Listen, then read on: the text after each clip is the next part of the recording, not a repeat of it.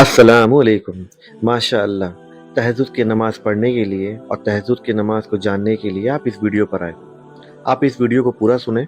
आपको इस वीडियो की मदद से तहज्जुद की नमाज़ की फ़ज़ीलतें बताने की पूरी कोशिश की जाएगी। तहज्जुद की नमाज़ और उसकी फ़ज़ीलत।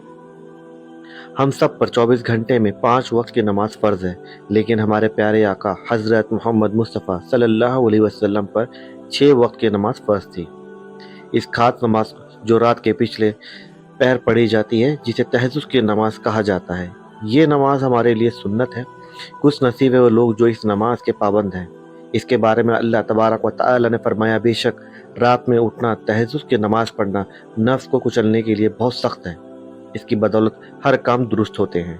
अल्लाह के रसूल फरमाते हैं, आदमी जब सो जाता है तो शैतान उसकी गुद्दी सिर का पिछला हिस्सा में 3 गांठ लगा देता है और हर गांठ पर कहता है, अभी बहुत रात बाकी है, कुछ देर और सो जा।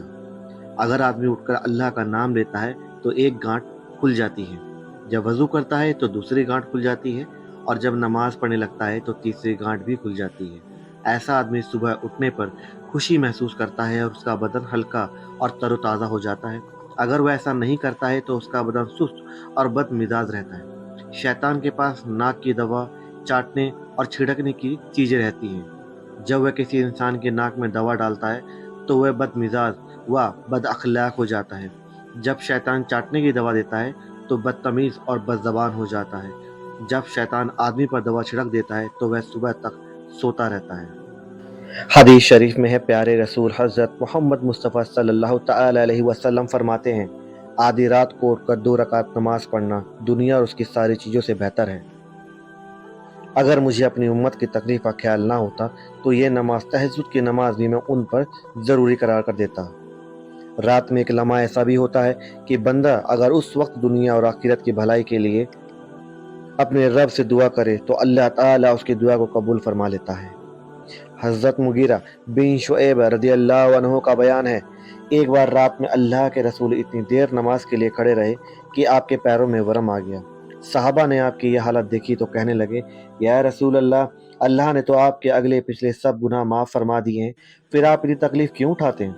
आपने जवाब देते हुए फरमाया, तो क्या मैं अपने रब का शुक्रगुजार बंदा ना बनूं? अल्लाह का वादा है कि अगर तुम मेरा शुक्र अदा करोगे तो मैं तुम्हें और दूंगा। हज़रत अबू हुरैरा रज़ियल्लाहु अन्हु का बयान है, हमारे आका मोहम्मद सल्लल्लाहु अलैहि वसल्लम ने हमसे फरमाया, अगर तुम चाहते हो कि ज़िंदगी, मौत, कब्र, हश्र में तुम पर अल्लाह की रहमत नाजिल हो तो रात के पिछले पहर अपने रब की रज़ा के लिए इबादत किया करो। अपने घरों में भी नमाज पढ़ा करो, जिससे तुम्हारा घर आसमान से ऐसे चमकता है जैसे कि ज़मीन वालों को आसमान पर चमकते तारे दिखाई देते हैं। हदीस शरीफ में है, तहज्जुद की नमाज की बरकत से बंदे को अल्लाह का कुर्ब, अल्लाह के करीब हासिल होता है।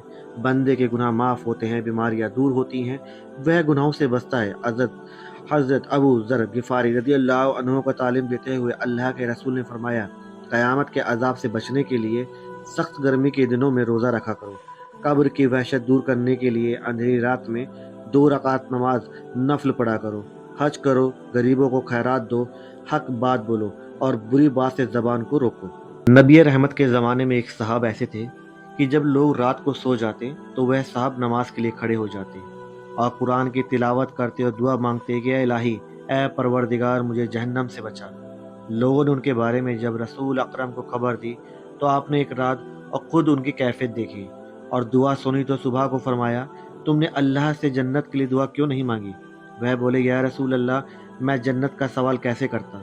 अभी तो मैं जन्नत का सवाल करने के काबिल ही नहीं हुआ हूँ। इतने में हज़रत जिब्राईल अलैहिस्सलाम ने आकर खबर दी, या रसूल अल्लाह, आप उन्हें बशारत सुना दी कि अल्लाह ने उन्हें जहन्नम से बचाकर जन्नत में दाखिल फरमा दिया है। सुभान अल्लाह।